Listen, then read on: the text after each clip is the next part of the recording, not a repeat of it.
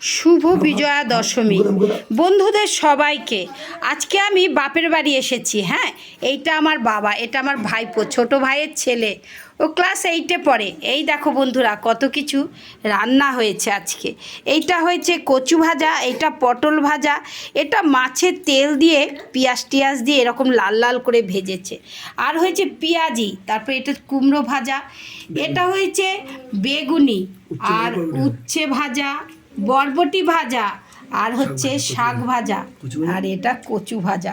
আর এই দেখো বন্ধুরা, এই রকম লাল লাল ঝাল ঝাল রুই মাছের ডিম আর আলু দিয়ে এই রকম মাছের ঝোল হয়েছে। এই দেখো আমার ভাইও খাচ্ছে, ভাই খাচ্ছে, ভাইয়ের এই যে খাবার। আর এইটা এই যে এই ভদ্রমহিলা আমার ভাইয়ের বউ, খুব ব্যস্ত আছে, তার বোনের ফোন এসেছে। আজকে আমি এইটা দিয়ে ভাত খাবো, কোনটা দিয়ে শুরু করব সেইটাই আমি ভাবছি। তেতো দিয়ে শুরু করব না, প্রথমে আমি শাক দিয়ে শুরু করব।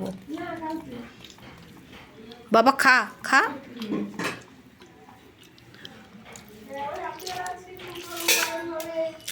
এই খাবারটা দশমীর দিন, এটা স্পেশাল।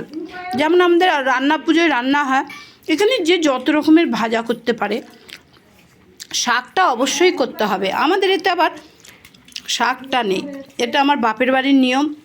আমি আজ বাপের বাড়িতে খাচ্ছি। এই দেখো বন্ধুরা, আর এই দেখো এটা কিন্তু আমার মাছ, অবশ্যই সব কিছু দিয়ে দিয়েছে।